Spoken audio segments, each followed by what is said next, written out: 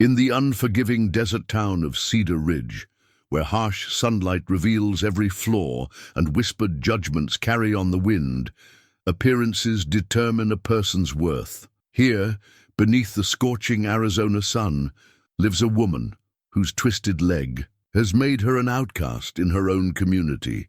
Cast aside by neighbors who see only her disability, she struggles to survive with nothing but her fierce determination and wounded heart. On the outskirts of town, a weathered cowboy tends his horses in solitude, carrying scars that run deeper than the desert canyons. He's learned to live with loneliness as his only companion, building walls around his heart as sturdy as the fences. Around his ranch, when their paths cross at the town's dusty general store, something unexpected begins to bloom. But can two broken souls find healing in each other's company? Or will the town's cruel judgment tear them apart before love has a chance to take root? Before we jump back in, tell us where you're tuning in from. And if this story touches you, make sure you're subscribed, because tomorrow I've saved something extra special for you. The morning sun cast long shadows across the weathered boardwalk as Sarah Mae Collins made her careful way down Main Street, her hand-carved walking stick tapping a steady rhythm against the sun-bleached planks. The stick, smooth from years of use, had been crafted by her father's loving hands 32 years ago when she'd taken her first tentative steps as a child. Made from sturdy oak and carved with delicate wildflowers along its length, it remained her most treasured possession, a tangible reminder that she had once been cherished, once been seen as perfect in someone's eyes. The early hour meant fewer prying stares, fewer whispered comments that followed her like tumbleweeds on the desert wind. Sarah had learned to time her errands carefully, slipping through town when most folks were still tending to their morning chores. Her twisted left leg, shorter than the right and bent at an unnatural angle from a difficult birth, drew attention she'd never grown comfortable with despite 3 decades of practice. Mrs. Henderson's boarding house sat at the shabby end of Main Street, its once white paint now the color of desert dust. Sarah's room on the 2nd floor was small but clean, furnished with little more than a narrow bed, a washstand, and the precious Singer sewing machine that represented both her livelihood and her sanctuary. Through her single window she could see the distant mountains that ringed Cedar Ridge like weathered guardians, their purple peaks a stark contrast to the endless brown of the desert floor. The town itself bore the marks of a place that had seen better days. Once a bustling stop on the cattle drive routes, Cedar Ridge now survived on stubborn determination and the occasional silver strike in the nearby hills. The population hovered around 300 souls, most of whom had known each other since childhood. In a place where everyone's business was common knowledge, Sarah's disability had long ago relegated her to the margins of society. She earned her living as a seamstress, her fingers nimble and sure, despite the challenges her body presented. The intricate stitchwork that flowed from her hands was admired even by those who wouldn't spare her a kind word on the street. Wedding dresses, Sunday best suits, and delicate christening gowns all bore the mark of her craftsmanship. Yet the women who praised her work in private would barely acknowledge her presence in public, as if kindness towards someone like her might somehow be contagious. Sarah's days followed a predictable pattern. She rose before dawn, when the desert air still held a whisper of coolness, and worked by lamplight until the sun climbed high enough to illuminate her small room. Her fingers moved with practiced precision, transforming ordinary fabric into garments that would mark life's most important moments for people who would never invite her to share in their celebrations. The isolation wore on her spirit more than she cared to admit. There had been a time in her younger years when she'd harbored dreams of companionship, perhaps even marriage. But Cedar Ridge had taught her harsh lessons about the limits of acceptance. Men looked through her as if she were made of glass, their eyes sliding past without recognition. Women treated her with a mixture of pity and discomfort, as if her condition might somehow rub off on them. On the outskirts of town, where the desert began to reclaim the land, stood a modest ranch that most folks in Cedar Ridge preferred to forget existed. The Morning Star Ranch, once a thriving operation, now served as home to a single man who seemed to prefer the company of horses to people. Jack Morrison, known to most as Dusty for reasons lost to time, had returned from his cavalry service. 15 years ago, a changed man. At 45, Jack carried himself with the straight-backed bearing of a soldier, though his blue eyes held shadows that spoke of battles fought and losses endured. His sandy hair, streaked now with silver at the temples, was kept neat despite his hermit-like existence. He stood tall and lean, his hands scarred from years of working with rope and leather, his face weathered by sun and wind into the kind of rugged handsomeness that might have turned heads in town if he'd ever given anyone the chance to look closely. Dustes ranch house itself was a testament to loneliness and neglect. Once it had been a home filled with laughter and love, but those days seemed as distant as the mountains on the horizon.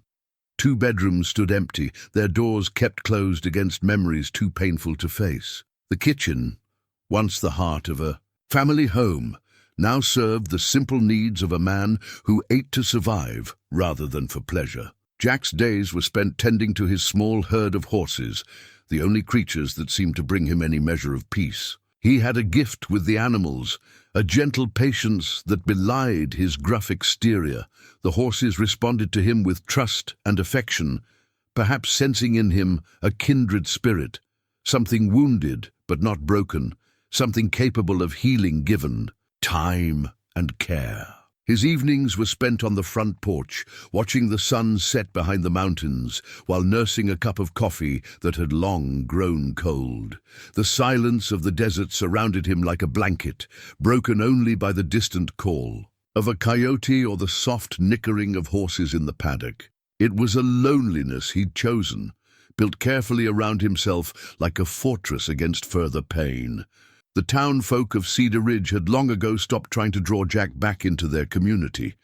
He appeared in town only when necessity demanded, for supplies at Garrett's general store, occasional visits to the blacksmith, or the rare need for a doctor's attention. His interactions were brief and polite, but he made it clear that he preferred his solitude to their company. Both Sarah and Jack had learned to navigate the careful choreography of a small town where everyone knew everyone else's business. She timed her errands to avoid the busiest hours and the cruelest tongues. He made his trips to town swift and efficient, speaking only when spoken to and avoiding the kind of lingering conversations that might invite unwanted questions about his past or his intentions for the future.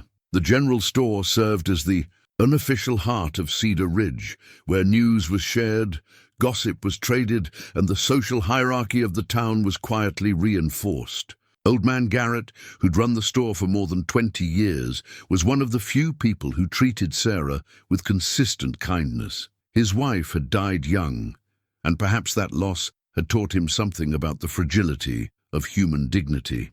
The store's interior was a maze of shelves, packed with everything from bolts of fabric to horse tack, from patent medicines to penny candy. A brass bell mounted above the door announced each arrival with a cheerful chime that seemed to mock the less-than-cheerful receptions many customers received. The wooden floors, worn smooth by countless feet, creaked familiar warnings when anyone approached, making private conversations nearly impossible.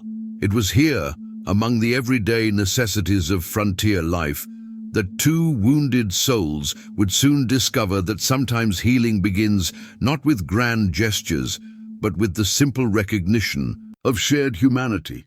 The bell above the door would chime many times in the days to come, marking moments of connection that would challenge everything Cedar Ridge thought it knew about beauty, worth, and the capacity of the human heart to see beyond surface appearances to the truth that lay beneath. Sarah's walking stick would tap its steady rhythm across those worn floorboards, and Jack's spurs would ring softly against the wood, creating an unlikely harmony that would grow stronger with each passing day. Neither of them knew it yet, but their careful, solitary existences were about to intersect in ways that would change not only their own lives, but the very soul of a town that had forgotten how to look beyond the surface to find the beauty that dwells within. The torn wedding dress lay across Sarah's small table like a broken promise, its ivory silk catching the afternoon light streaming through her window. She'd spent 3 weeks crafting every delicate detail, hand-sewn pearls along the bodice, intricate lacework at the sleeves, and a train that would have swept majestically behind the bride as she walked down the aisle. It was the finest work she'd ever produced, commissioned by the wealthy Carmichael family for their eldest daughter's wedding to the banker's son. Sarah's fingers trembled as she examined the tier that ran from the waist to the hem, deliberately made by shaking hands when Mrs. Carmichael had arrived that morning with fire in her eyes and accusations on her tongue. The woman had burst into Sarah's small room without knocking, her face flushed with indignation and something darker, the kind of revulsion that came from discovering you'd been forced to rely on someone you considered beneath your station. "I should have known better than to trust such important work to someone like you," Mrs. Carmichael had spat, her voice carrying the venom of social superiority. "My daughter's wedding day ruined because I was foolish enough to believe you could create something beautiful. How could someone so damaged possibly understand what beauty truly means?" The words had cut deeper than any physical wound, striking at the tender places in Sarah's heart where hope still struggled to survive. She'd watched in stunned silence as Mrs. Carmichael had grabbed the dress from its careful arrangement, shaking it violently before tearing the silk with deliberate cruelty. The sound of ripping fabric had seemed to echo in the small room long after the woman had stormed out, leaving Sarah alone with the ruins of her finest work and the echo of cruel laughter drifting up from the street below. The truth, Sarah knew, was simpler and more painful than Mrs. Carmichael's dramatic performance. Someone had told the family about the seamstress who'd crafted their daughter's dress. Someone had whispered about the woman with the twisted leg, the one who lived alone, in the boarding house and kept to herself. The very thought that their precious daughter would wear something created by such hands had become unbearable to them. Sarah had worked for weeks without payment, trusting in the Carmichael family's reputation for honoring their debts. The commission would have provided enough money to last her through the winter months when sewing work grew scarce. Now she faced not only financial ruin, but the public humiliation that would surely follow. In a town the size of Cedar Ridge, news of Mrs. Carmichael's rejection would spread like wildfire through tumbleweeds. She made her way slowly down to the boarding house parlor, where Mrs. Henderson sat mending stockings by the window. The older woman looked up as Sarah entered, her expression shifting from casual interest to concern as she took in Sarah's pale face and trembling hands. "What's happened, dear?" Mrs. Henderson asked, setting aside her needlework. She was one of the few people in Cedar Ridge who'd consistently shown Sarah kindness, perhaps because she too knew what it meant to be marginalized. A widow running a boarding house was hardly considered respectable society. "The Carmichaels," Sarah managed, her voice barely above a whisper. They don't want the dress anymore." Mrs. Henderson's mouth tightened into a thin line. She'd seen enough of human nature in her 60 years to understand exactly what had transpired without needing the details spelled out. "I see," she said quietly, "and I suppose they had their reasons?" Sarah couldn't bring herself to voice the cruel words, so she simply nodded, sinking into the worn armchair across from her landlady. The late afternoon sun slanted through the lace curtains, casting intricate shadows that seemed to mock the delicate pattern Sarah had so carefully stitched into the ruined dress upstairs. By evening, the news had indeed spread throughout Cedar Ridge with the efficiency of a prairie fire. Sarah could hear the whispered conversations from her window as people gathered on the street below, their voices carrying clearly in the desert air. The story had grown in the telling, as such stories always did. Now, she wasn't just the crippled seamstress who disappointed the Carmichael family. She was the woman who'd tried to deceive good Christian folk by hiding her condition, the one who'd attempted to involve herself in decent society where she clearly didn't belong. The next morning brought fresh humiliation. Sarah needed supplies from the general store, thread for the small mending jobs that might still come her way, and food to stretch what little money she had left. She'd hoped to slip in early, before the usual crowd gathered, but fate had other plans. As she approached Garrett's general store, she could see through the windows that it was already busy with the morning's customers. Mrs. Fletcher and Mrs. Morrison stood near the fabric counter, their heads bent together in animated conversation that ceased abruptly when Sarah pushed through the door. The brass bell announced her arrival with its usual cheerful chime, but the sound seemed harsh and mocking in the sudden silence that fell over the store. "Well, if it isn't our local artist," Mrs. Fletcher said, her voice dripping with false sweetness. "I heard about your difficulties with the Carmichael Commission. Such a shame when folks try to reach above their station." Sarah's face burned with embarrassment, but she forced herself to walk steadily toward the counter where old Mr. Garrett waited with sympathetic eyes. She'd endured worse than sharp tongues in her 32 years, and she wouldn't give these women the satisfaction of seeing her crumble.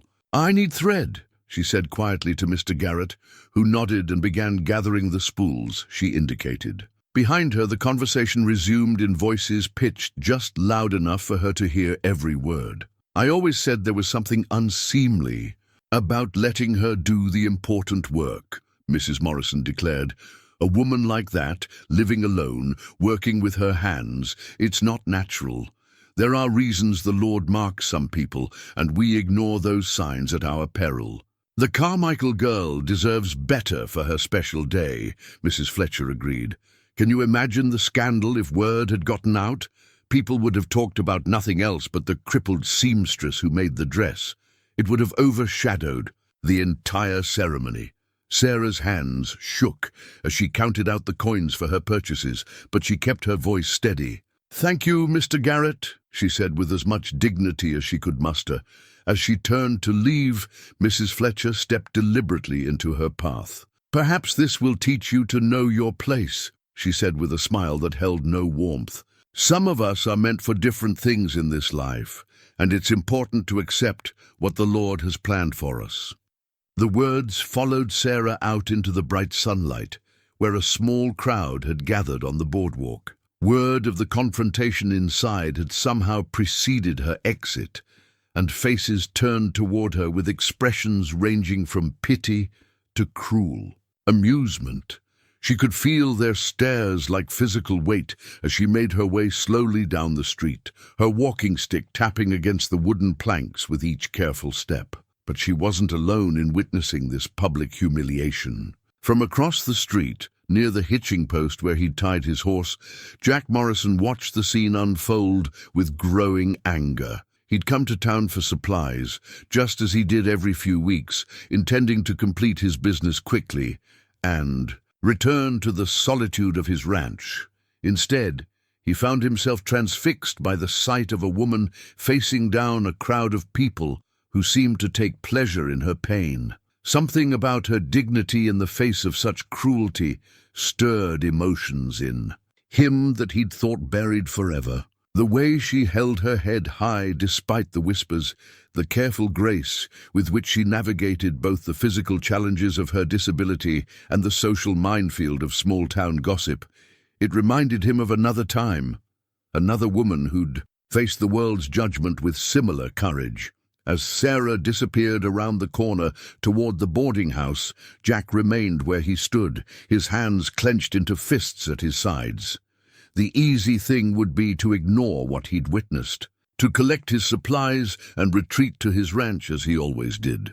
But something had shifted in that moment of recognition, some long, dormant instinct that told him he couldn't simply walk away and pretend he hadn't seen the cruelty of supposedly civilized people. The torn wedding dress had been more than fabric and thread. It had been a symbol of dreams deferred, of worth questioned, and of a woman's place in a society that measured value by appearances alone. But it had also been the catalyst that would bring two wounded souls into each other's orbit, setting in motion events that would challenge everything Cedar Ridge thought it knew about beauty, dignity, and the true nature of the human heart. Jack Morrison had never been a man given to impulsive decisions.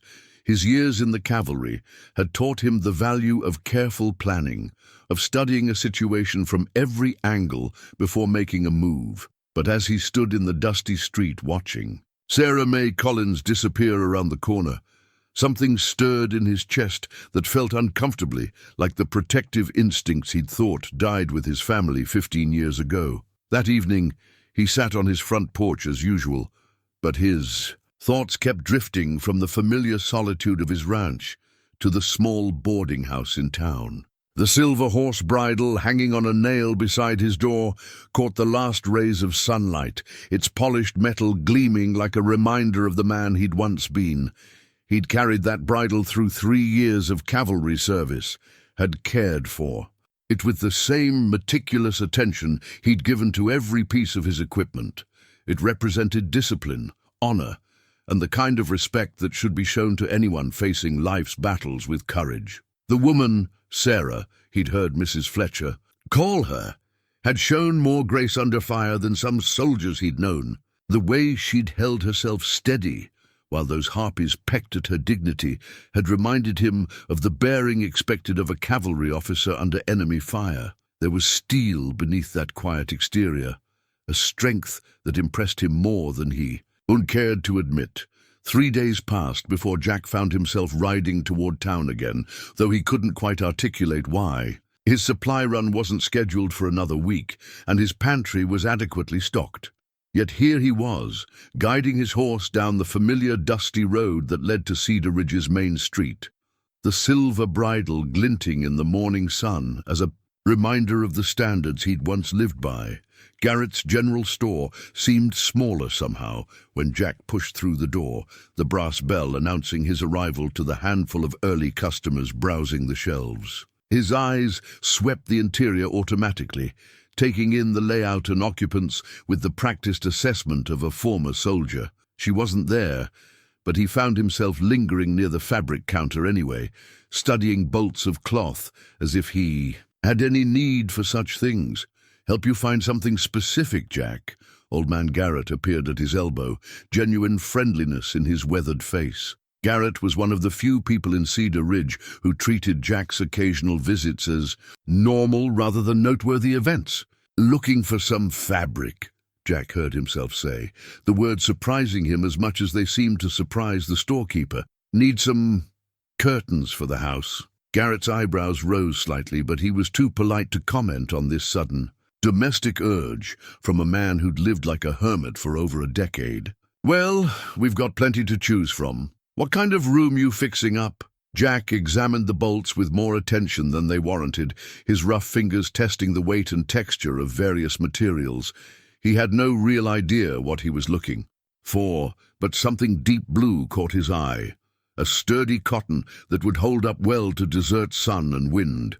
"This'll do," he said, pointing to the bolt. "Good choice," Garrett agreed, beginning to measure out several yards.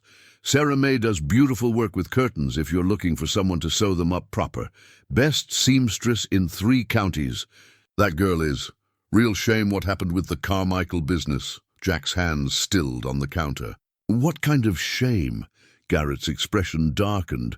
"Oh, you didn't hear? Mrs. Carmichael threw a fit when she found out Sarah had made her daughter's wedding dress. Tore the thing right in half, right there in the girls' room. Made quite a scene about how someone with Sarah's condition had no business touching such important work. Her condition." Jack's voice carried a dangerous edge that made Garrett look up sharply. "Well, you know, the leg. Some folks think—" Garrett trailed off, perhaps recognizing that he was discussing something that didn't sit well with his customer. "Anyway, it's a damn shame. That girl has more skill in her little finger than most of these society ladies have in their whole bodies. And she works harder than any 2 people I know." Jack paid for his fabric without another word, but Garrett's information had given him what he needed. The next morning found him back at the store, this time with a legitimate purpose. He'd torn the pocket of his work shirt on a fence post, and while he could manage basic mending, the rip was beyond his limited skills.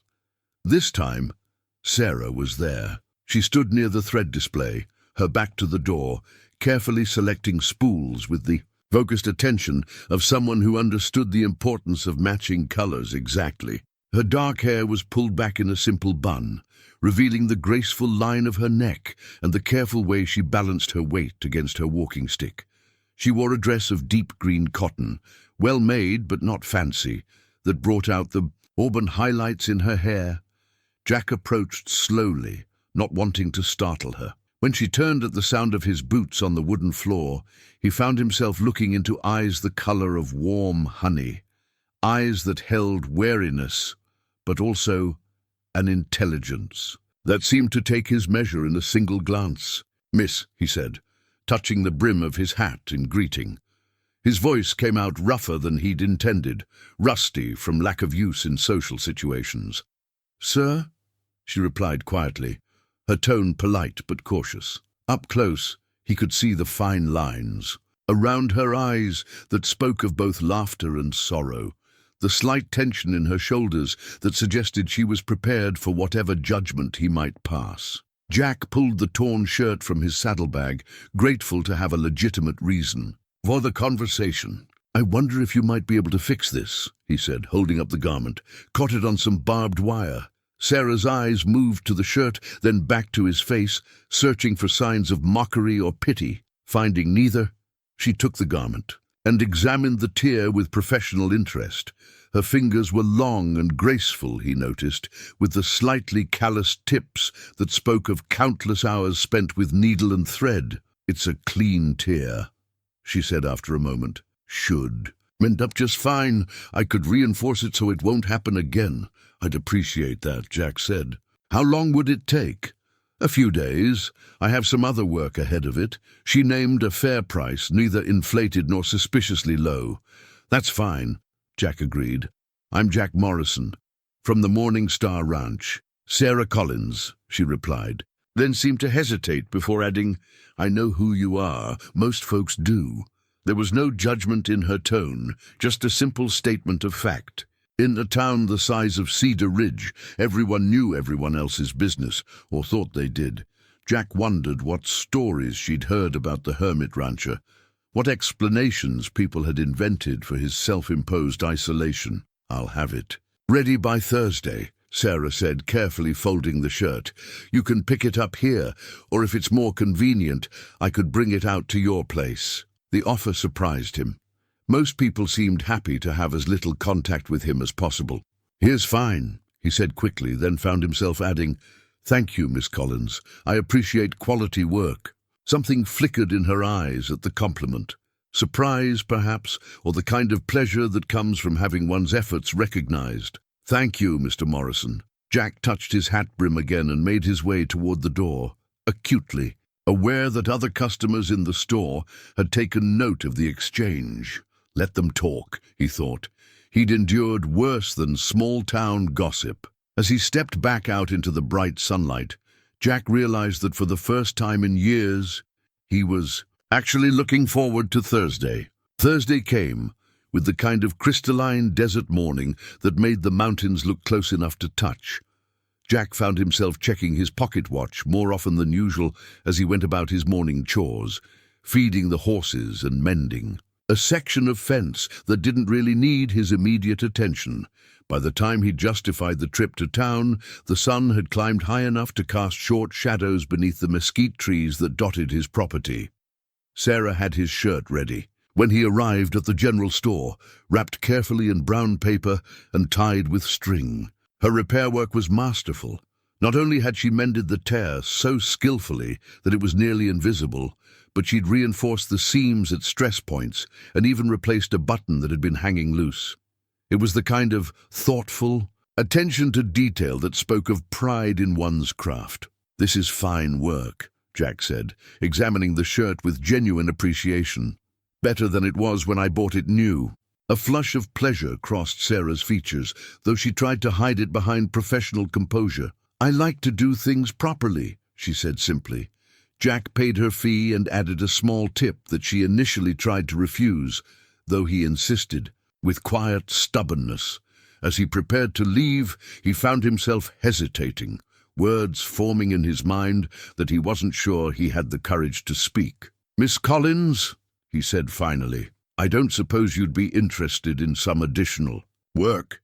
I've got curtains that need making and some other mending that's been piling up." Sarah's eyes searched his face, perhaps wondering if this was charity disguised as commerce. "What kind of curtains?" "Kitchen windows, mainly. Maybe the front room." Jack pulled out the blue fabric he'd purchased. "Already got the material." She fingered the cotton appreciatively, testing its weight and weave. "It's good quality cloth. How many windows?" "4 in the kitchen, 2 large ones in the front room." Jack found himself adding details he hadn't planned to share. "The house has been neglected. Could use a woman's touch to make it feel like a home again." Something in his tone must have conveyed more than he intended, because Sarah's expression softened. "I could come out and take measurements," she offered. "See what you need." "I'd appreciate that," Jack said, surprised by how much he meant it. "When would be convenient?" "Saturday morning, if the weather holds." "Saturday's fine." Jack touched his hat brim in farewell, already anticipating the visit with an emotion he couldn't quite name. That evening, Sarah sat at her small table by the window, writing in her leather-bound journal by lamplight. She'd kept the diary since her teenage years, recording her thoughts and observations about the people and events that shaped her solitary existence. Tonight, she found herself struggling to capture her impressions of the quiet rancher who'd shown her such unexpected courtesy. "Mr. Morrison is not what I expected," she wrote in her careful script. "People call him a hermit, but there's nothing antisocial about his manner. He speaks little, but when he does, his words carry weight. There's sadness in him. I can see it in the way he holds himself, as if he's carrying some invisible burden. But there's also kindness, the sort that doesn't call attention to itself." She paused, her pen hovering over the page as she considered her next words. "I find myself curious about his story, though I know better than most how painful it can be when people pry into matters that are meant to remain private. Perhaps that's why his courtesy means so much. He treats me as a person first, not as an object of pity or curiosity." Saturday dawned clear and warm, with the kind of gentle breeze that made riding pleasant rather than a chore. Jack had spent Friday evening cleaning his house with an attention to detail that would have amazed anyone who'd seen his usual housekeeping habits. Not that the place was dirty. He was too much of a soldier to live in actual squalor, but he'd never bothered with the small touches that made a house feel welcoming.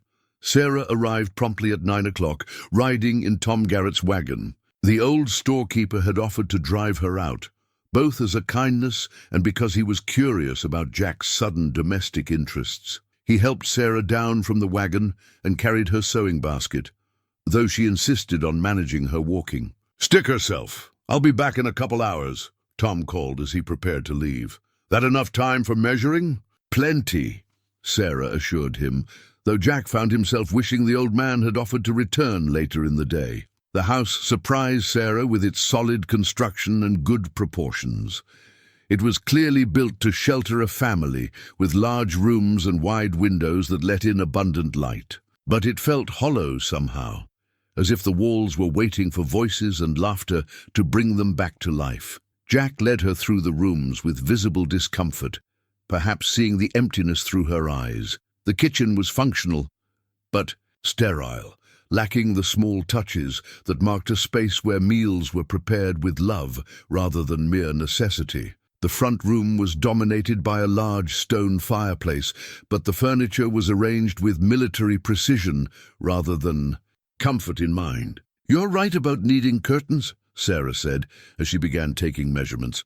"These windows are beautiful, but they'd benefit from some softening." Jack watched as she worked, noting the efficient way she moved despite her disability, and The careful attention she paid to each detail. She measured twice and made precise notations in a small notebook, occasionally asking questions about his preferences for length and fullness. "I was thinking about getting some furniture," Jack said suddenly, the words seeming to surprise him as much as her. "Maybe a proper table for the kitchen, some comfortable chairs for the front room. The place has been more like a barracks than a home." Sarah paused in her measuring to look at him directly. "What changed your mind?" The question hung in the air between them, weighted with implications that neither was quite ready to acknowledge. Jack was quiet for a long moment, his gaze moving around the empty room, as if seeing it for the first time. "Maybe I got tired of living like a ghost," he said finally. "Maybe it's time to remember that I'm still alive." The honesty in his voice made Sarah's chest tighten with unexpected emotion. She'd spent so many years feeling like a ghost herself, moving through a world that seemed determined to look right through her. "I think that's a fine idea, Mr. Morrison," she said softly. "Jack," he corrected, "if you're going to be working. Here might as well use my given name, Jack," she repeated, testing the name on her tongue. "And I'm Sarah." When Tom Garrett returned to collect her, he found them on the front porch, sharing coffee and discussing fabric choices with the easy conversation of old friends. Something had shifted between them during those few hours. Some barrier had been lowered just enough to let possibility creep in. As the wagon pulled away from the ranch, Sarah found herself looking back at the figure standing on the porch. One hand raised in farewell. For the first time in years, she was looking forward to returning to a place that felt like it might, with time and care, become something like home. The wooden music box sat on Jack's kitchen table like a silent accusation, its once bright paint faded and its delicate mechanism broken beyond his ability to repair. He'd discovered it while cleaning out a trunk in preparation for Sarah's visit, and the sight of it had nearly brought him to his knees with the force of memory it carried.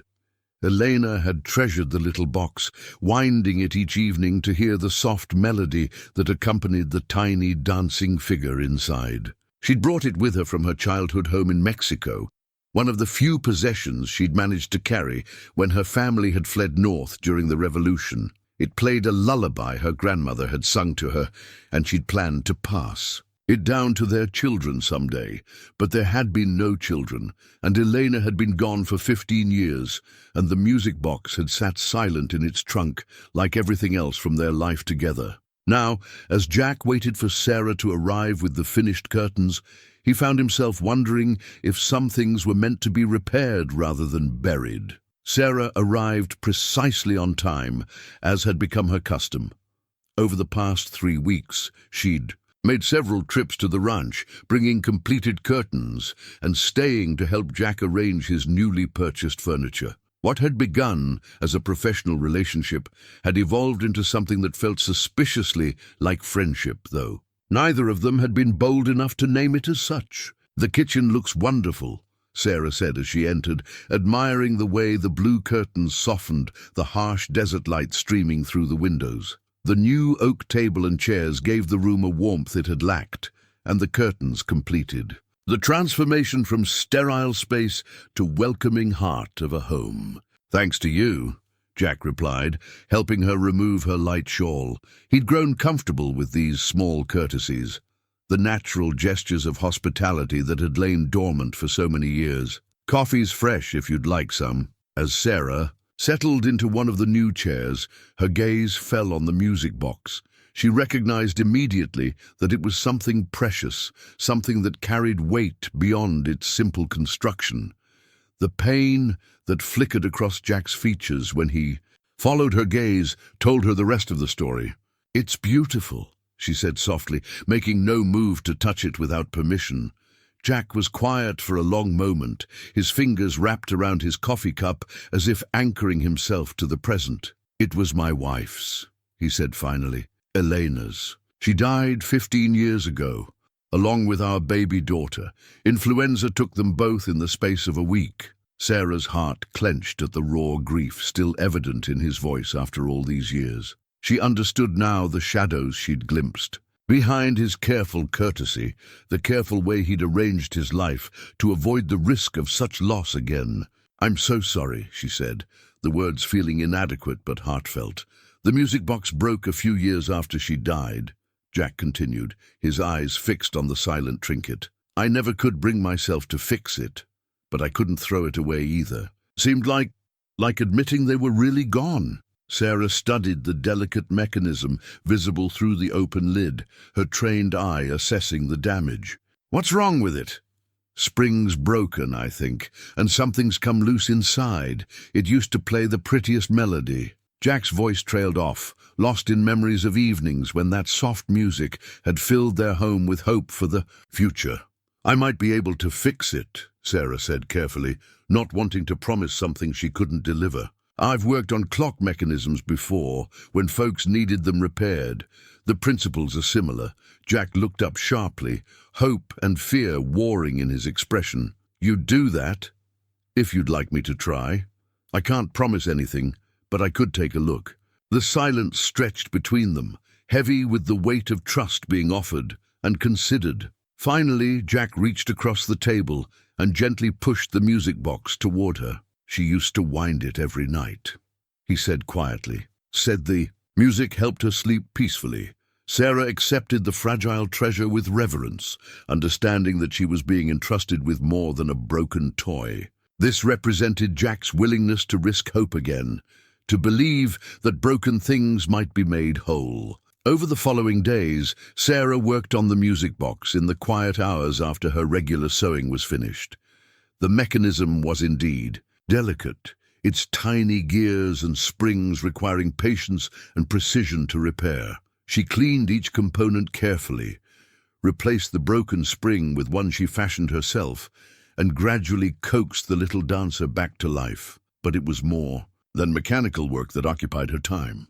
As she labored over the intricate repairs, she found herself thinking about Jack's story, about the man who'd loved so deeply, that losing that love had driven him into 15 years of isolation. She thought about Elena, a woman she'd never met, but who felt real in the stories Jack had begun to share during their coffee conversations.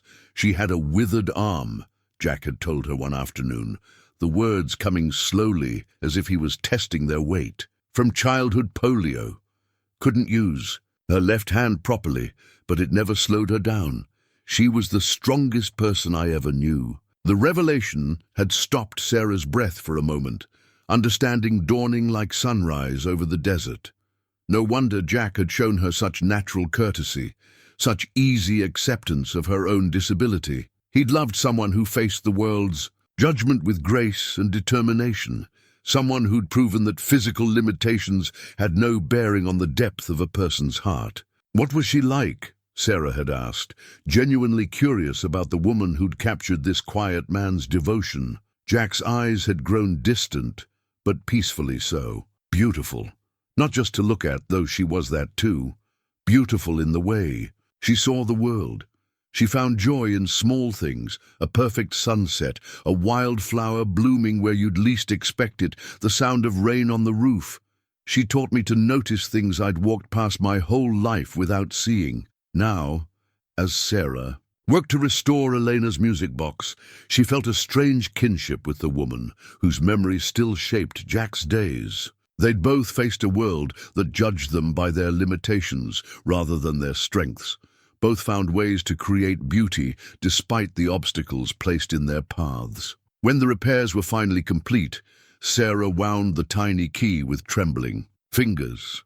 The melody that emerged was indeed beautiful, a haunting lullaby that spoke of love and loss and the enduring hope that connects one generation to the next. The little dancer spun gracefully on her pedestal, as if she'd never stopped moving, as if the years of silence had been only a brief pause in an eternal dance. Sarah carried the restored music box to the ranch on a Tuesday morning when the desert air was sweet with the scent of blooming sage. She found Jack in the corral, working with a young horse that showed promise as a riding mount. He looked up as she approached, and something in her expression must have told him that she brought good news. "Did you?" he began, hardly daring. to hope. Instead of answering with words, Sarah wound the music box and let Elena's lullaby fill the morning air. Jack's face transformed as the familiar melody washed over him, 15 years of carefully guarded grief giving way to something that looked almost like peace. For a long moment, they stood listening to the sweet music, each lost in their own thoughts about healing and hope and the unexpected ways that broken things could be made beautiful again. The hand-forged horseshoe gleamed in the forge's orange glow as Jack shaped the final curve with practiced blows of his hammer. He'd learned blacksmithing during his cavalry years, a skill that served him well on the isolated ranch where professional help was days away. But this particular horseshoe was different from the utilitarian pieces he usually crafted for his horses. This one was meant for Sarah. He'd been working on it for 3 days, taking unusual care with each detail. The iron was polished smooth, the curve perfectly balanced, and he'd added small decorative elements along the rim. Tiny wildflowers that reminded him of the ones Elena used to gather, the same ones that grew wild around Sarah's favorite spot. By the creek, where they'd taken to meeting for their afternoon conversations, the idea had come to him after watching Sarah navigate the rocky path to the creek, her walking stick sometimes slipping on the loose stones. A horseshoe was traditionally a symbol of luck and protection, and while he couldn't protect her from the cruelty of small-minded people, perhaps he could offer her something that represented his growing desire to shield her from whatever harm. He could. Their relationship had deepened considerably since the restoration of Elena's music box. Sarah now visited the ranch twice a week, officially to help with various domestic projects, but increasingly simply for the pleasure of each other's company. They'd fallen into comfortable rhythms. She would arrive in the late morning, they'd work together on whatever household task needed attention, share a simple lunch, and then walk down to the creek where cottonwood trees provided shade, and the sound of moving water created a peaceful backdrop for conversation. It was during these talks that Jack had learned more about Sarah's past, stories shared tentatively at first and then with growing trust. She told him about her childhood, about parents who'd loved her despite their fears for her future, about the father who'd carved her walking stick with such patience and care. She'd spoken of their deaths when she was 19, leaving her, alone in a world that seemed to have no place for someone like her. "I thought about leaving Cedar Ridge after they died," she'd confided one afternoon, her fingers trailing in the cool creek water. "Going somewhere bigger, where nobody knew my story. But this was home, you know. Even with all its troubles, it was the only place that held memories of being loved." Jack had understood that sentiment more than she could know. He'd stayed on the ranch for similar reasons, surrounded by echoes of the life he'd built with Elena. The difference was that his isolation had been self-imposed, while Sarah's had been forced upon her by a community that should have embraced one of its own. The harassment had escalated in recent weeks. Someone had thrown rocks at Sarah's window 3 nights running, leaving spiderweb cracks in the glass that Mrs. Henderson couldn't afford to replace. Cruel notes had appeared under her door, anonymous messages that questioned her right to decent treatment and suggested she should accept her station with more humility. The general consensus in Cedar Ridge seemed to be that Sarah was getting above herself by spending time at the Morrison Ranch, and certain elements of the community were determined to remind her of her place. Jack's anger at these incidents burned steady and cold, the kind of rage that had made him effective in battle but dangerous to those who threatened what he protected. He'd offered to confront the perpetrators directly, but Sarah had asked him not to, fearing that his interference would only make things worse for her when he wasn't around to help. "I've lived with this all my life," she'd said with weary acceptance. "You can't fight the whole town for me, Jack." But watching her try to hide the hurt these attacks caused, seeing the way she sometimes flinched at unexpected sounds or glanced nervously over her shoulder when walking through town, made Jack's protective instincts flare with increasing intensity. He found himself wanting to gather her close, to promise that no one would ever hurt her again, to offer her the sanctuary of his name and his protection in the most permanent way possible. These feelings frightened him almost as much as they comforted him. He'd sworn after Elena's death that he would never again risk the kind of devastating loss that came with loving someone completely. The ranch, the horses, the careful solitude he'd constructed, all of it was designed to prevent exactly the kind of vulnerability that was growing in his heart, like desert wildflowers after rain. Sarah, for her part, was fighting her own battle, with hope and fear. She'd never expected to inspire affection in anyone, had long ago resigned herself to a life of solitary dignity. Jack's friendship had been gift enough, more human connection than she'd dreamed possible. But lately, she'd begun to sense something deeper in his careful courtesies, something that made her heart race with possibilities she'd never dared to consider. The afternoon he presented her with the horseshoe, they were sitting by the creek. After a morning spent hanging new curtains in his bedroom, a task that had felt strangely intimate, as if she were truly making herself at home in his space. The horseshoe was wrapped in soft leather, and Sarah's eyes widened as she uncovered the beautiful metalwork. "It's for protection," Jack said quietly, his calloused fingers gentle as he traced the decorative flowers he'd hammered into the iron. "I know it might seem like an old-fashioned notion, but where I come from, a horseshoe over the door means the people inside are watched over." Sarah turned the horseshoe in her hands, marveling at the craftsmanship and the thought behind it. "You made this for me?" "Seemed like you could use some watching over," Jack said, his voice gruff with emotion he was trying to contain. "Somebody ought to be looking out for you." The weight of the iron in her hands felt like the weight of his caring, solid and real, and more precious than anything she'd ever been given. "Jack," she said softly, "you don't have to protect me. I've been taking care of myself for a long time." "Maybe," he said, finally meeting her eyes, "but maybe you shouldn't have to anymore." The words hung between them like a bridge neither was quite ready to cross, but the horseshoe remained in Sarah's hands, tangible proof that someone cared enough to forge protection for her with his own two hands. That evening, she hung it above the door of her small room at the boarding house, and for the first time in years, she felt truly safe when she closed her eyes to sleep. Jack lay awake on his ranch, staring at the ceiling and listening to the desert wind, trying to reconcile his growing love for Sarah with his fear of losing her. The horseshoe had been a beginning, a way of declaring his intentions without fully committing to them. But he knew that such halfway measures couldn't last forever. Soon he would have to choose between the safety of his solitude and the terrifying, wonderful risk of opening his heart completely to love again. In the darkness, Eleanor's music box sat silent on his dresser, but Jack could almost hear its melody in the wind, as if his first love were giving him permission to find happiness again. The thought both comforted and terrified him, because he was beginning to understand that with Sarah it might already be too late to protect himself from the very vulnerability he'd spent 15 years trying to avoid. The faded photograph fell from between the pages of an old cavalry manual as Sarah was organizing Jack's bookshelf, fluttering to the floor like a leaf detached from its branch. She bent to retrieve it, intending to simply return it to its hiding place, but the image stopped her breath in her throat. The woman in the photograph was beautiful in the way that speaks to the soul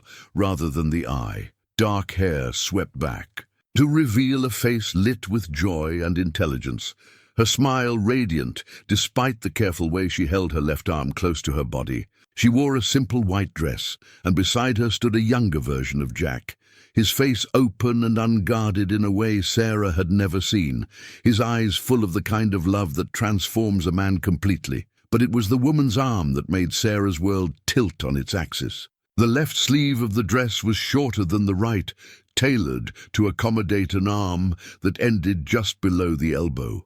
The withered limb that Jack had mentioned, but that Sarah had never fully understood until this moment. Elena hadn't simply had limited use of her hand, as Sarah had imagined. She'd been missing most of her arm entirely. Sarah sank into Jack's reading chair, the photograph trembling in her hands as the implications crashed over her like a flash flood in the desert. Every kindness Jack had shown her, every moment of easy acceptance, every conversation in which he'd seemed to understand her struggles without explanation, had it all been born not from genuine affection, but from memory? Was she nothing more than a living reminder of the woman he'd lost? The sound of Jack's boots on the front porch sent panic racing through her veins. She started to shove the photograph back into the book, but her shaking hands fumbled the movement, and the image remained clutched against her chest when Jack entered the room. "Sarah, I thought I heard—" He stopped mid-sentence when he saw her face, his gaze immediately dropping to the photograph she held. The color drained from his features as if she'd struck him. "Where did you find that?" "It fell out of your book," Sarah whispered, her voice barely audible. "I wasn't snooping, I was just—" "It's all right," Jack said quickly, but his tone carried a strain that made her heart ache. He moved toward her slowly, as if approaching a wounded animal that might bolt at any sudden movement. "Sarah, let me explain. Is this why?" The words burst from her before she could stop them, raw with pain and confusion. "Is this why you've been so kind to me? Because I remind you of her?" Jack's face went through a series of expressions: shock, understanding, and then something that might have been grief. "No," he said firmly, reaching for her hands. "Sarah, no, that's not—" But Sarah was already pulling away, struggling to her feet with her walking stick clutched like a shield between them. "She had no arm," she said, her voice rising with emotion she could no longer contain. "No arm, Jack. And here I am with my twisted leg, and you saw me as some kind of replacement, didn't you? Someone broken enough to remind you of what you'd lost." "That's not true," Jack said desperately, following as she moved toward the door. "Sarah, please, let me explain what really happened." "I should have known," Sarah continued, her voice breaking as 15 years of carefully constructed self-protection crumbled around her. "I should have known that someone like you couldn't actually, not for me, not for who I really am." She was at the door now, Jack's voice calling after her, but all she could hear was the roaring in her ears, the sound of her own foolish heart breaking as it realized how thoroughly she'd deceived herself. She'd thought Jack saw her as beautiful, as worthy of love, but now she understood that he'd only seen Elena's ghost wearing her face. The walk back to town felt endless, each step on her walking stick echoing like a judgment against her stupidity. How could she have believed, even for a moment, that she was anything more than a convenient substitute for the woman Jack had truly loved? All those conversations about Elena, all his gentle questions about Sarah's struggles with her disability, he'd been comparing them the entire time, measuring her against the memory of his dead wife. Mrs. Henderson took one look at Sarah's tear-streaked face and asked no questions, simply helping her up to her room and bringing tea that grew cold while Sarah stared out her window at the desert beyond. The horseshoe Jack had made for her hung above her door, but now it seemed to mock her with its promise of protection. What did she need protection from, if not her own foolish heart? Jack, meanwhile, stood in his empty kitchen holding the photograph that had destroyed everything in the space of a few devastating moments. Elena smiled up at him from the image, and for the first time since her death he felt angry at her memory. Not for dying, he'd never blamed her for that, but for the way her love had shaped him so completely that even 15 years later, he couldn't convince another woman that his feelings for her were real and separate and entirely her own. The truth was so much more complicated than Sarah's wounded imagination had allowed her to believe. Yes, Elena's disability had taught him to see past physical limitations, but that wasn't why he'd fallen in love with Sarah. Elena had been fire and light, quick to laugh and quicker to anger, passionate about everything from politics to poetry. Sarah was different, quieter, more thoughtful, her strength like deep water rather than flame. He'd fallen in love with Sarah's fierce independence, her refusal to accept pity, the way she could make him laugh with her dry observations about human nature.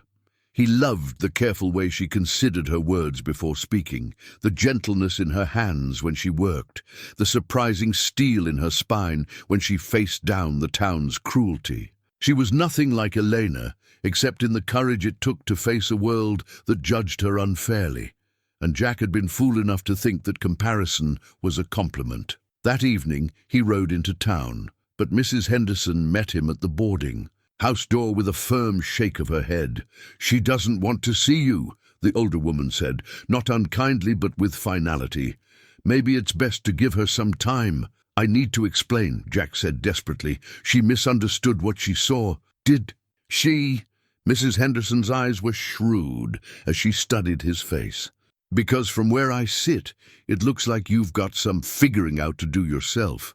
That girl's heart is broken, Mr. Morrison, and intentions don't matter much when someone's bleeding." Jack returned to his ranch that night, feeling more alone than he had since Elena's death. The house that Sarah had helped him transform into a home now felt hollow again, the curtains she'd sewn and the furniture they'd chosen together serving only as reminders of what he'd lost through his own failure to understand how the past could poison the present. For 3 days, he tried to work out what he would say to Sarah when she finally agreed to see him. He rehearsed explanations and apologies, but every word felt inadequate to bridge the chasm that had opened between them. How could he convince her that his love was real when he wasn't entirely sure himself where Eleanor's memory ended and Sarah's? Reality began. The photograph remained on his kitchen table, Elena's face a constant reminder of the woman who'd taught him how to love, but whose memory might have cost him the chance to love again. For the first time since her death, Jack found himself wishing he could let Elena go completely, could love Sarah with a heart unencumbered by ghosts. But 15 years of grief couldn't be undone in a moment of recognition, and Jack began to fear that his inability to fully release the past might have destroyed his hopes for the future. Sarah, isolated in her small room, stared at the horseshoe above her door and wondered if protection was really what she needed, or if what she required was the strength to accept that some dreams were too beautiful to be real. The photograph had shown her a truth she'd been too hopeful to see, that she was living in the shadow of a love so profound that even death couldn't diminish it. How could she compete with a ghost, especially one who'd suffered as she suffered, but had been blessed with the kind of love that Sarah had never dared to dream possible? In the growing darkness of her room, Sarah began to understand that sometimes the cruelest wounds were inflicted not by enemies, but by the people who meant to love you and simply didn't know how. The golden wedding ring had circled Jack's finger. For 20 years, 5 years of marriage to Elena and 15 years of widowhood that followed. It had become so much a part of him that he sometimes forgot it was there, this symbol of a love that had shaped every day since Elena's death. But now, sitting in the cemetery where she rested beneath a simple granite headstone, Jack stared down at the worn band and knew that the time had come to make a choice that would define the rest of his life. 5 days had passed since Sarah had discovered Elena's photograph. 5 days during which Jack had barely slept and eaten even less. The silence of his ranch, once a comfort, now felt oppressive, filled with the echo of Sarah's wounded voice and the memory of the devastation in her eyes when she'd realized what Elena's photograph represented. He'd made 3 attempts to see her, but Mrs. Henderson had turned him away each time with the gentle firmness of a woman protecting someone she'd grown to love. "She's not ready," the boarding house keeper had said on his last visit. "Maybe she'll never be ready, Mr. Morrison." "That's a chance you'll have to take." The cemetery was quiet in the late afternoon sun, with only the sound of wind through the grass and the distant call of a hawk circling overhead. Jack had avoided this place for months at a time, finding his conversations with Eleanor's memory more natural at the ranch, where they'd built their life together. But today he needed the finality of her grave, the physical reminder that she was gone and he was still here, still capable of making choices that honored both her memory and his own need to live. "I loved her, Eleanor," he said aloud, his voice carried away by the desert wind. "I never meant for it to happen, but I fell in love with Sarah May Collins, and now she thinks it's all about you. Thinks I can't tell the difference between the two of you." He pulled the ring from his finger, holding it up to catch the last rays of sunlight. The gold was worn smooth from years of wear, polished by countless unconscious touches when he'd needed comfort or reassurance. Elena had chosen this ring herself from a catalogue, saving her small earnings as a seamstress to buy it as a wedding gift for him, a symbol of her commitment to their partnership that she'd insisted on providing herself. "She's different from you," Jack continued, his eyes fixed on the headstone that bore Elena's name and the dates that bracketed her too short life. "Quieter, more careful with her words. She doesn't have your fire, your quick temper, your way of laughing at everything. But she has her own kind of strength, her own way of seeing beauty in the world. And I love her for who she is, not because she reminds me of you." A hawk cried overhead, and Jack looked up to see the bird circling in the endless blue of the desert sky. Elena had loved hawks, had seen them as symbols of freedom and grace, despite their predatory nature. She would have told him that love wasn't diminished by being shared, that hearts were capable of holding more than one great affection without lessening either. "I need to let you go," Jack whispered, the words catching in his throat. "Not forget you, I could never do that. But I need to love her without your ghost standing between us. I need to take this ring off and mean it." He sat in the growing twilight, the ring warm in his palm, thinking about the man he'd been when Elena was alive and the man he'd become in the years since her death. That younger Jack had been open to possibilities, ready to embrace love and all its risks. The man he'd become had been careful, controlled, afraid to invest too deeply in anything that could be lost. Sarah had changed that without his even realizing it. Somewhere between their first tentative conversation and their walks by the creek, somewhere between watching her work with focused concentration and seeing her face light up when she laughed at one of his rare jokes, he'd become invested again. He'd begun to hope again. And perhaps that was why Elena's photograph had been so devastating, not because it proved his feelings for Sarah were false, but because it forced him to confront how real those feelings had become. Meanwhile, across town, in her small room, Sarah was preparing for what she'd decided would be her final appearance at Cedar Ridge's Harvest Festival. The annual celebration was scheduled for the following Saturday, and tradition demanded that the entire community gather in the town square for an evening of music, dancing, and the kind of forced sociability that small towns use to paper over their internal conflicts. Sarah had attended the festival exactly once in her adult life, 3 years ago, when Mrs. Henderson had convinced her to accompany her to hear the traveling musicians who'd been hired for the occasion. The evening had been a study in careful isolation. People had been polite but distant, including her in conversations only when courtesy demanded it, their eyes sliding past her as if she were a piece of furniture that had somehow learned to walk. This year would be different.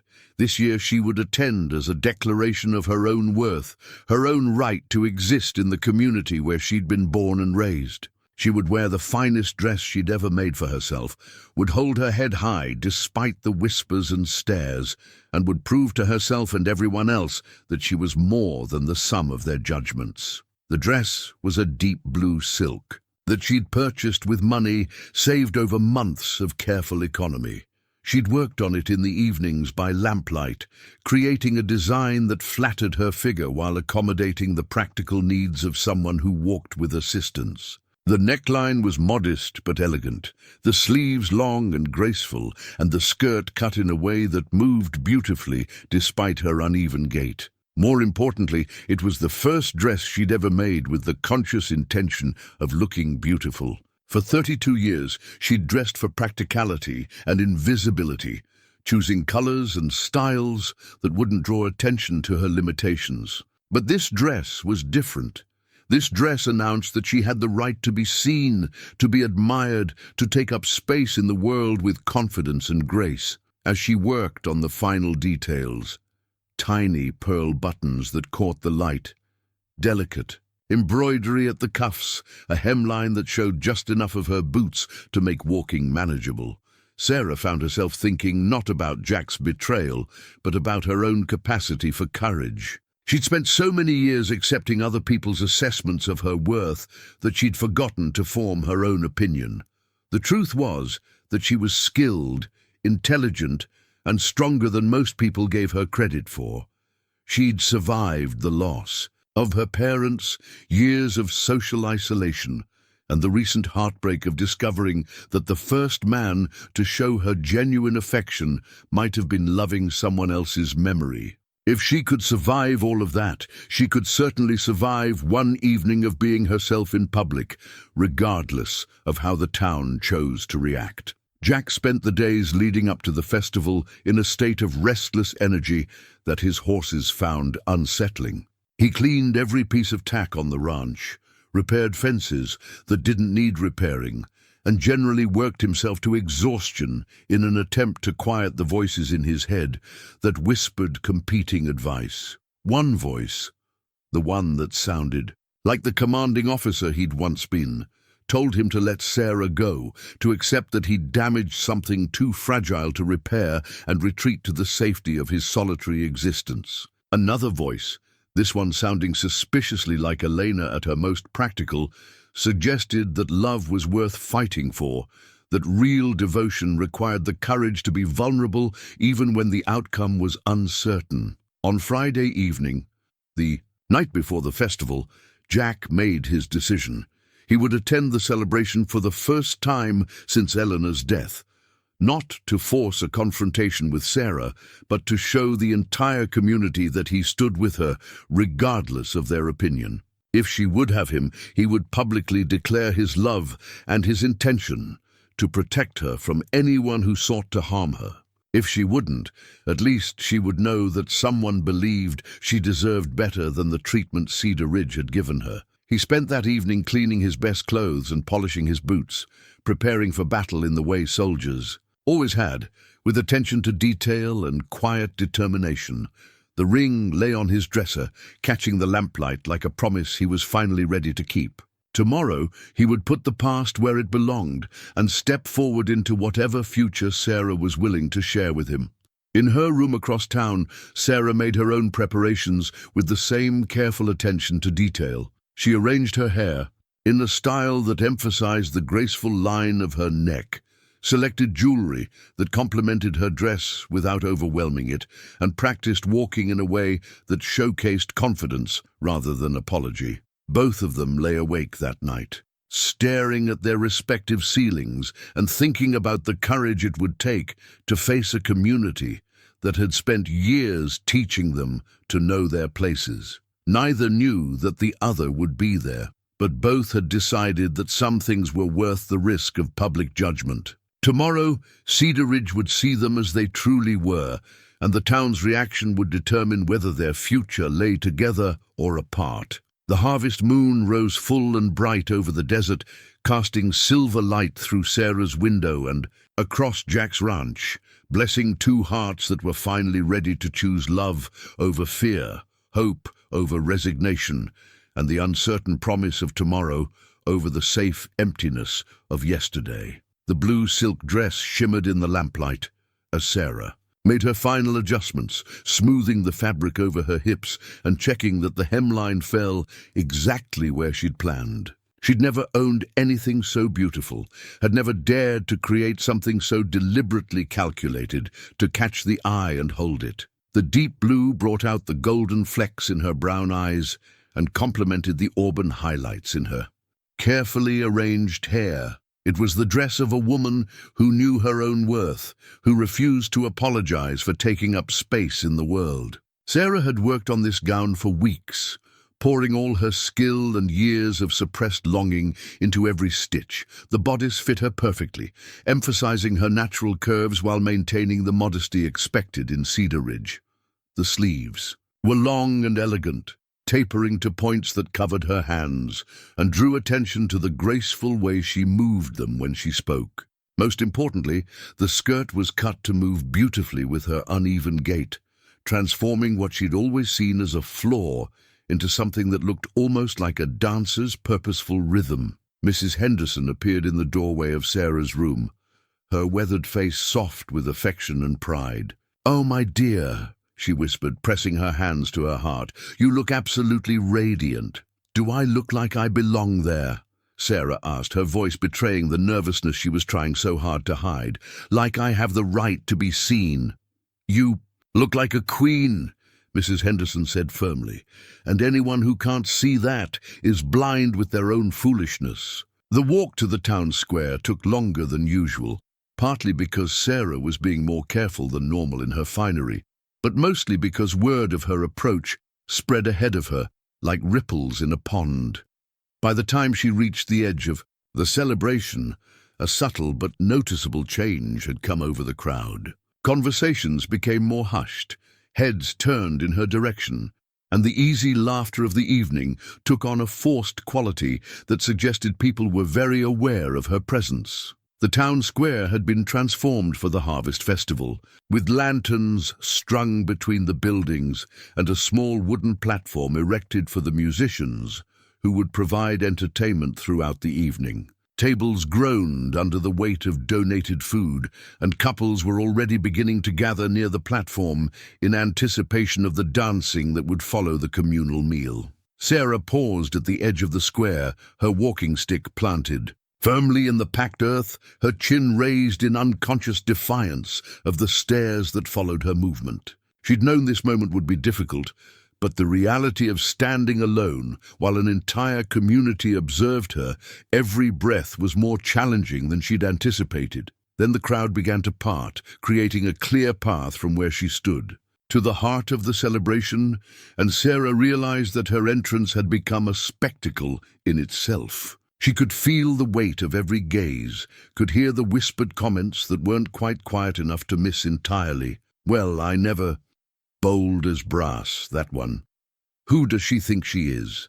But there were other voices too, quieter but no. "Less significant, good for her.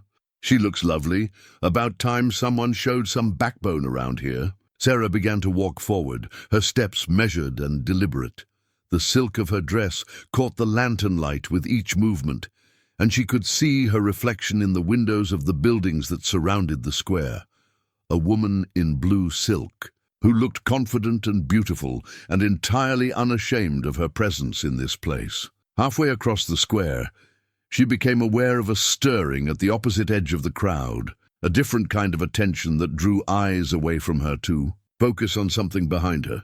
Sarah didn't turn to look, too focused on maintaining her composure and reaching her destination, but she could feel the shift in the crowd's attention like a change in the wind. Jack Morrison emerged from the shadows at the edge of the square, and if Sarah's entrance had caused a stir, his appearance created something approaching shock. He'd cleaned up for the occasion in a way that reminded people who'd forgotten that he'd once been considered one of the most eligible men in the territory. His dark suit was well-fitted and obviously expensive, his boots polished to a mirror. Shine, and his hair combed back in a style that emphasized the strong lines of his face, but it was the look in his eyes that stopped conversations mid-sentence, the focused intensity of a man who knew exactly what he wanted and was prepared to fight for it. His gaze found Sarah immediately, drawn to her like a compass needle finding true north, and the expression that crossed his features was one of pure, undisguised admiration. The crowd seemed to hold its collective breath as two of Cedar Ridge's most talked-about residents stood at opposite edges of the town square, their eyes locked across the distance that separated them. Neither moved for a long moment, each perhaps weighing the cost of what would happen next, the public nature of whatever declaration was about to unfold. Then Jack began to walk forward, his steps as measured and deliberate as Sarah's had been, his eyes never leaving her face. The crowd parted for him as it had for her, creating two clear paths that were about to converge in the center of Cedar Ridge's most public space, under the eyes of everyone who had ever judged either of them for daring to hope for more than the town thought they deserved. They met in the center of the town's square, as if drawn by invisible threads, the crowd forming a loose circle around them with the unconscious choreography of people witnessing something momentous. Jack stopped 3 feet from Sarah, close enough to see the golden flecks in her eyes, but far enough away to speak without the entire conversation becoming an intimate whisper. "Sarah," he said, his voice carrying clearly in the desert air, "you look beautiful." A ripple went through the crowd at the simple declaration, some people shocked by his directness, others by the obvious sincerity in his tone. Sarah felt heat rise in her cheeks, but she held his gaze steadily. "Mr. Morrison," she replied, her voice carefully neutral despite the turmoil in her heart. "I didn't expect to see you here. I came because I had something to say," Jack said, his hand moving to his jacket pocket. "Something I should have said days ago, but I was too much of a fool to find the right words." The golden locket emerged from his pocket, catching the lantern light like a small sun in his palm. It was a beautiful piece, clearly an heirloom, with delicate engraving around the edges and a small diamond at its center that sparkled like a captured star. The crowd pressed closer, sensing that they were witnessing something significant, something that would be talked about for years to come. "This belonged to my mother," Jack said, his voice steady but loud enough for everyone to hear, "and her mother before that. It's been passed down through 3 generations of Morrison women, each one strong enough to face whatever life handed her with dignity and grace." Sarah's eyes moved from the locket to Jack's face, confusion and hope warring in her expression. She was acutely aware of the watching crowd, of Mrs. Fletcher's sharp intake of breath, and Mrs. Morrison's shocked whisper, of the way even the children had stopped their playing to stare at this unexpected drama unfolding in their midst. "I know what you saw in that photograph," Jack continued, taking a step closer. "I know what you think it means. But you're wrong, Sarah. You're wrong about everything." "Jack, please," Sarah whispered, glancing around at the circle of faces surrounding them. "Not here. Not like this." "Yes, here," Jack said firmly, "because these people need to hear this as much as you do. They need to understand what they've been too blind to see." He raised his voice, addressing not just Sarah, but the entire crowd that had gathered to witness their confrontation. "This woman," he said, gesturing towards Sarah with the hand that held the locket, "is the finest person I've ever known. She's skilled and intelligent and stronger than any of you have ever given her credit for. She's shown more grace under pressure than most soldiers I served with, and she's faced down cruelty that would have broken lesser people." Mrs. Fletcher started to speak, her face flushed with indignation, but Jack's commanding voice cut through her protest. "She's also the woman I love," he declared, his words ringing across the square like a bell. "Not because she reminds me of anyone else, not because I feel sorry for her, and not because I can't tell the difference between the past and the present. I love her because she's Sarah May Collins, and there's never been anyone like her in this world." The silence that followed was absolute, broken only by the distant sound of wind through the cottonwoods and the soft nickering of horses tied at the hitching posts around the square's perimeter. Sarah stared at Jack as if she'd never seen him before, her walking stick gripping tightly in her hand, her free hand pressed to her heart as if to keep it from beating right out of her chest. "Elena had a withered arm," Jack continued, his voice gentler now, but still carrying to every corner of the square. "She was brave and beautiful, and taught me to see past surface appearances to the person underneath. But that doesn't mean every woman I meet is just a reminder of her. Sarah is her own person, with her own strength, her own beauty, her own way of making the world better just by being in it." He stepped closer, now within arm's reach, and held out the locket like an offering.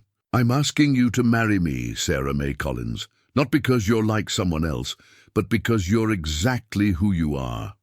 I'm asking you to wear my family's locket and take my name, and let me spend the rest of my life proving that you deserve to be loved completely and without reservation."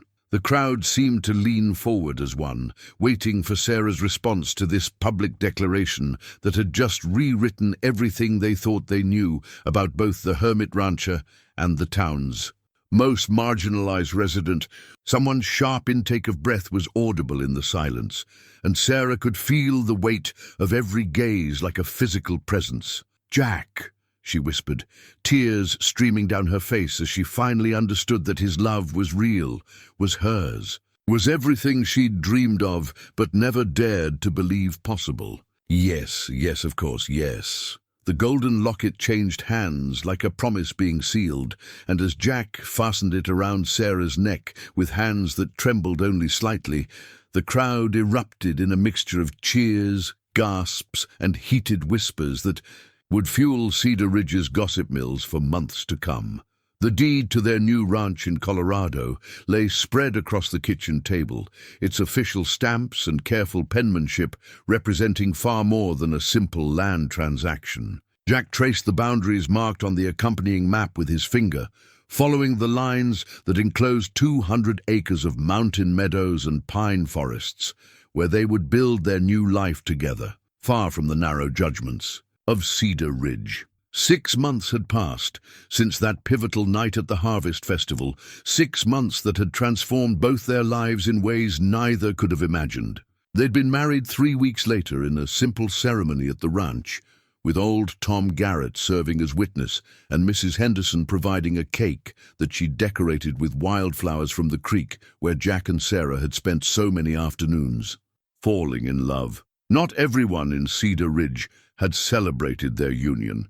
Mrs. Fletcher had declared it an abomination of God's natural order, while Mrs. Morrison had predicted disaster for any marriage built on such unnatural foundations. But their harsh voices had been balanced by others, surprising voices that had spoken up in defense of the couple's right to find happiness together. Dr. Stevens, who'd kept his opinions to himself for years, had publicly stated that he'd never seen two people better suited to care for each other's needs. 3 of the younger women in town had quietly asked Sarah for sewing lessons, having recognized that skill and character mattered more than social standing. Even Mayor Hutchins had grudgingly admitted that Jack Morrison was a man of substance, who deserved respect for his choices.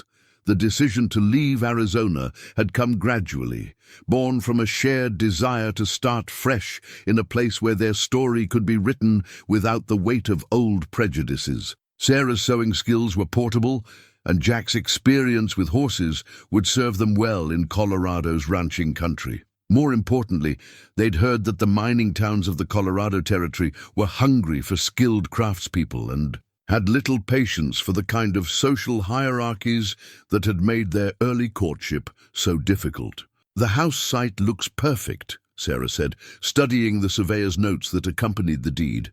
"Near the creek, but high enough to avoid flooding, with good southern exposure for gardens."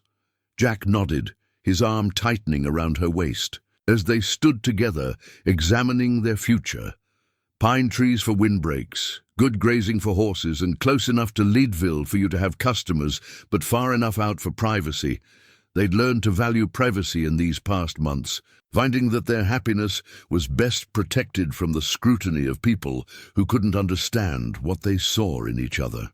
The ranch had become their sanctuary, a place where Sarah's laughter could ring freely and Jack's smiles came easily, where they could simply be husband and wife without constantly defending their right to that simple joy. Sarah's business had actually grown since their marriage, though not without some initial setbacks. Mrs. Carmichael had made good on her threat to warn decent people about employing Sarah's services, but her efforts had backfired when several women had decided to see for themselves what all the fuss was about. Sarah's skill spoke for itself. And soon she had more work than she could handle, including commissions from women in neighboring towns who'd heard about the seamstress who could make magic with needle and thread. Jack had expanded his horse operation, as well breeding and training animals that were sought after throughout the territory. His reputation for fair dealing and quality stock had spread beyond Cedar Ridge, bringing buyers from as far away as California. The success had given them the financial security to make their move to Colorado to purchase land and stock it properly. From the beginning, but perhaps more importantly, it had proven to both of them that their worth wasn't dependent on the approval of people who'd never bothered to look beyond surface appearances. They'd built something valuable together, had created prosperity through their own efforts and mutual support. The evening before their departure, they'd held a small gathering at the ranch for the few people in Cedar Ridge who'd shown them genuine friendship. Tom Garrett had come, of course, along with Mrs. Henderson and Dr. Stevens. To everyone's surprise, Mayor Hutchins had appeared as well, bringing a bottle of good whiskey and an admission that he'd misjudged them both. Takes courage to build. Something real in this world, he'd said, raising his glass in toast.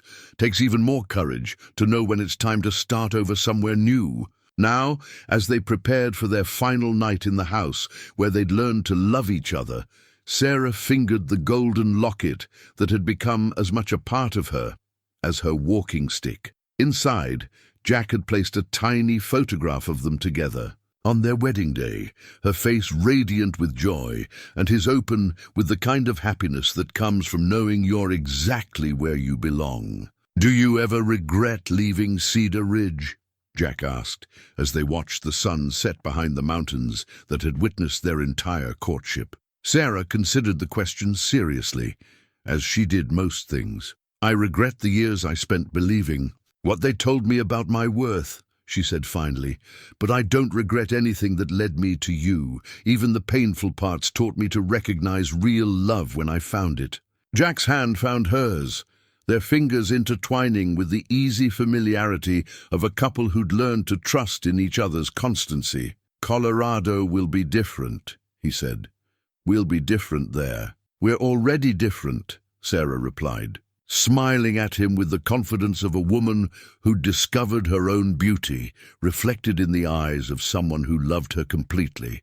"We just needed the courage to show it." The next morning, they loaded their wagon with the possessions that mattered most.